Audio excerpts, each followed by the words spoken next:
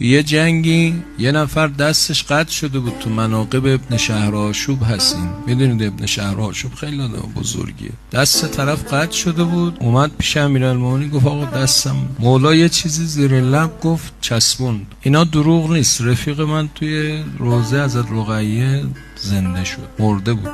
من فلجی که در روضه حضرت رقیه بلند شده باشه جاش رو دیدم خودم.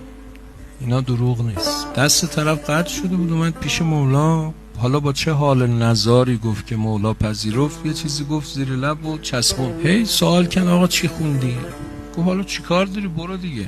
گفت نه جان من چی خوندی؟ امیرالمومنین فرمود که من سوره حمد خوندم. طرف گفت همین. تا گفت همین دستش جدا شد. کسی به کتاب خدای متکبر بگه همین، کسی به کتاب هموزن امیرالمومنین بگه همین، نه دیگه. حالا نگو همین، اگه بگی همین نشون به اون نشون که هفته بعد، نه امشب که همین الانی که گفتم امشب اگر نصف شما سوره واقعه رو بخونین نصفتون نمیخونین و 2-3 هفته بعد 4 هفته بعد بیام اینجا بپرسم چند تاتون 4 هفته خوندید، بگید 5 تاتون خوندید، من آخونده 100% موفقیم. نمیخونید، میگید میخونید، بسم الله اللج منم شده امشب بخونید، نمیخونید. چرا؟ عملی که بخواد هم نشینی با امیرالمومنین بیاره مگه هم به همین سادگی میدن به کسی؟ ساده نیست، ساده است. بسم الله.